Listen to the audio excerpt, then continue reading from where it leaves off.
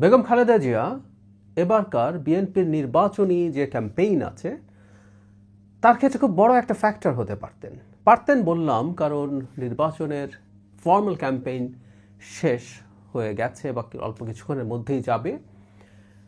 আমরা সোফার দেখিনি যে বিএনপি বেগম খালেদা জিয়াকে খুব বেশি সামনে আনছেন, অথচ একজন পলিটিক্যাল অ্যানালিস্টের পয়েন্ট অফ ভিউ থেকে যদি দেখি তাহলে আমার মনে হয় যে বিএনপি কাজটা আরও বেশি করতে পারতো, করলে ভালো হতো।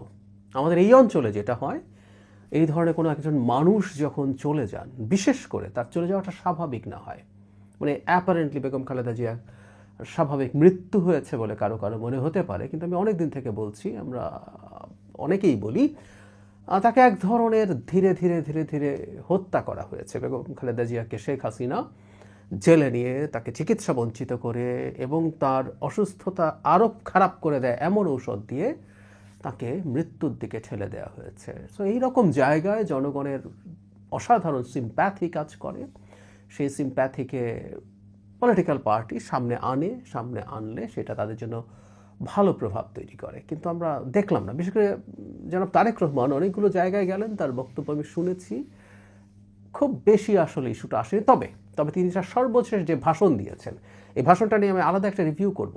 দুর্দান্ত একটা ভাষণ হয়েছে শেষ ভাষণটা, আবারও বরাবরের মতো জামায়াতের আমিরের ভাষণটা এটার তুলনায় কিছুই হয়নি, কন্টেন্টে না, প্রেজেন্টেশনে না, কিছুতেই না। যাই হোক, সেই ভাষণে তিনি কথা বলেছেন, কিন্তু আমি বলতে চাই, বলা দরকার আছে বলে মনে করি, আর এখনও সময় আছে। আর রাজনৈতিক মানে বিশেষ করে বিএনপির যে নেতাকর্মীরা আছেন তারা জনাব তারেক রহমানের বক্তব্যের এই অংশটা অন্তত তারা জনগণের কাছে নিয়ে যাবেন, কারণ সত্যিকার অর্থেই বেগম খালেদা জিয়া বাংলাদেশের বিভিন্ন পর্যায়ে জনাব জিয়াউর রহমান তো আছেনই, মানে বিএনপির এখন খুবই গুরুত্বপূর্ণ দুটো পলিটিক্যাল অ্যাসেট তৈরি হয়েছে। আমি আবারও বলছি, আমি ক্রুড পলিটিক্যাল পয়েন্ট অফ ভিউতে কথা বলি, এর মধ্যে অন্য ইস্যু যেন কেউ না নিয়ে আসি।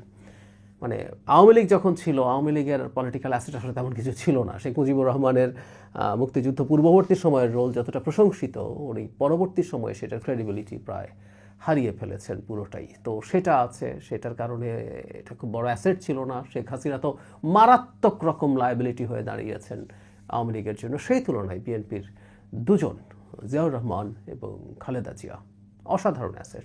খালেদা জিয়া শেষ পর্যন্ত যেভাবে গেলেন, শেষ পর্যন্ত যেভাবে লড়াই করলেন, বলবো আমরা দেশে থেকে, উনি দেশ ত্যাগ না করে থাকা, জেলে যাওয়া, প্রত্যেকটা গণতন্ত্রের জন্য অসাধারণ লড়াই। এবং শেষ পর্যন্ত 5 আগস্টের পরবর্তী সময়ে তিনি যে অ্যাটিটিউড দেখিয়েছেন আওয়ামী লীগের প্রতি, তিনি একেবারে সাধারণ মানুষের চাইতে অনেক অনেক উঁচুতে তাকে নিয়ে গেছেন।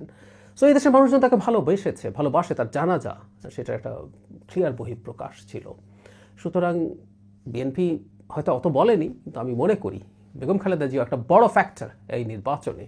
এবং জনগণ ভুলে যায়নি এই নারী কি কষ্ট করেছেন, তার পরিবার কি কষ্ট করেছে, যখন প্রধানমন্ত্রী ছিলেন কীভাবে রাষ্ট্রের জন্য কাজ করেছেন, সেগুলো বিএনপির ক্যাম্পেইনে বা জনাব তারেক রহমানের বক্তব্যে আমরা দেখেছি এসেছে।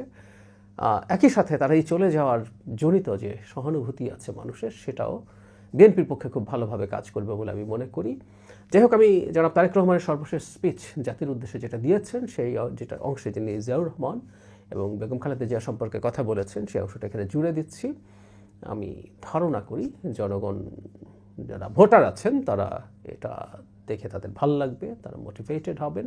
সত্যিকার অর্থেই আমাদের সামনে এই দুই মানুষের সন্তান জনাব তারেক রহমানের নেতৃত্বে একটা স্থিতিশীল শক্তিশালী সরকার ছাড়া বাংলাদেশের আসলে আর কোনো ভালো ভবিষ্যৎ নাই। কারণ উল্টো পাশে যারা মাথা তুলে দাঁড়ানোর চেষ্টা করছে, তারা দেশের জন্য মারাত্মক অকল্যাণ বয়ে আনবে।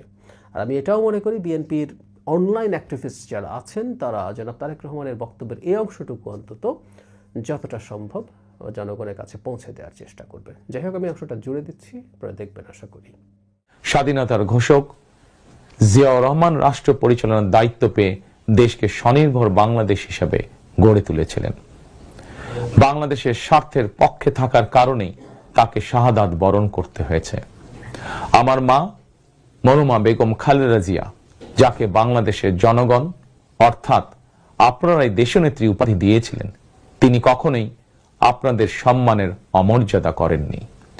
জীবনের শেষ বয়সে এসেও তিনি জেল জুলুম বরণ করেছেন, কিন্তু বাংলাদেশের স্বার্থের সঙ্গে আপোষ করেননি। সন্তান হিসাবে আমি জানি তার কাছে অনেক প্রস্তাব এসেছিল। তিনি চাইলেই সেই প্রস্তাব গ্রহণ করে জেল জুলুম এড়িয়ে বিদেশে চলে যেতে পারতেন, কিন্তু তার হৃদয় জুড়ে ছিল বাংলাদেশ। দেশের স্বাধীনতা প্রিয় গণতান্ত্রিক আমি জনগণের বিশ্বাস ছিল খালেদা জিয়া জালিমের কারাগারে থাকলেও তিনি তাবেদার অপশক্তির ভয়ের কারণ। খালেদা জিয়াও জনগণের বিশ্বাস এবং ভালোবাসার মর্যাদা দিয়েছিলেন। তিনি দেশেই থেকেছিলেন শেষ দিন পর্যন্ত। প্রিয় দেশবাসী, ফ্যাসিবাদ মুক্ত বাংলাদেশে আপসীন নেত্রী বেগম খালেদা জিয়া দেশে পুনরায় গণতন্ত্রকে প্রাতিষ্ঠানিক রূপ দিতে চেয়েছিলেন, জনগণের অধিকার প্রতিষ্ঠা করতে চেয়েছিলেন। দেশের স্বাধীনতা প্রিয় গণতান্ত্রিকামী জনগণের সামনে খালেদা জিয়ার আকাঙ্ক্ষা পূরণের সেই সময় উপস্থিত। আগামী 12ই ফেব্রুয়ারি রাষ্ট্র ও সরকারের জনগণের অধিকার প্রতিষ্ঠার দিন। দেশনেত্রী খালেদা জিয়া জনগণের চূড়ান্ত বিজয় দেখে যেতে পারেননি। প্রিয় দেশবাসী, সারা দেশের সকল ছাত্র জনতা, কৃষক, শ্রমিক, রিক্সা চালক, গার্মেন্টস কর্মী, ফুটপাতের হকার থেকে শুরু করে শিক্ষক, সাংবাদিক, শিল্পী, বুদ্ধিজীবী, পেশাজীবী, শ্রমজীবী, সরকারি বেসরকারি চাকরিজীবী, ব্যবসায়ী কিংবা শিল্প উদ্যোক্তা এবং দেশের সকল মায়েরা, বোনেরা, সবার কাছে আমার বিনীত আবেদন, আপনারা যারা শহীদ জিয়াকে ভালোবাসেন, দেশনেত্রী বেগম খালেদা জিয়াকে ভালোবাসেন, স্বাধীনতা ও গণতন্ত্রকে ভালোবাসেন, আগামী 12ই ফেব্রুয়ারি জাতীয় নির্বাচনে আপনারা ধানের শীষকে বিজয় করুন। ধানের শীষের বিজয়ের অর্থ বাংলাদেশের বিজয়। ধানের শীষের বিজয়ের অর্থ স্বাধীন, সার্বভৌম, তাবেদার মুক্ত বাংলাদেশ।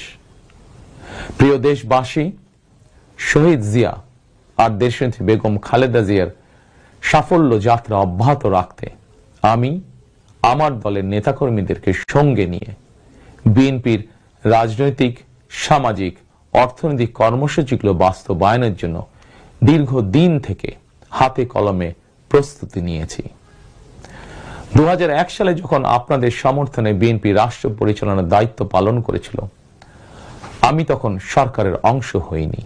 তবে বিএনপির একজন কর্মী হিসাবে সারা দেশে প্রতিটি জেলা, উপজেলা, গ্রাম, নগর, বন্দরে ঘুরেছি। আপনাদের স্থানীয় সমস্যাগুলো, সম্ভাবনাগুলো জানার, বোঝার চেষ্টা করেছি। পরিস্থিতির কারণে বিদেশে থাকতে বাধ্য হলেও হৃদয়, মন, সত্তা জুড়ে ছিল বাংলাদেশ, বাংলাদেশের জনগণ। আমি তাই বিদেশে অবস্থানকালীন সময়েও দেশের প্রতিটি এলাকায় আপনাদের সঙ্গে যোগাযোগ রাখার চেষ্টা করেছি। বিদেশ থেকে দেশে ফিরেও আমি আবারও এই স্বল্প সময় যতটুকু সম্ভব আপনাদের কাছে ছুটে গিয়েছি। আমি আপনাদের ভালোবাসা পেয়েছি, বিএনপির প্রতি আপনাদের আবেগ এবং ভালোবাসা উপলব্ধি করেছি।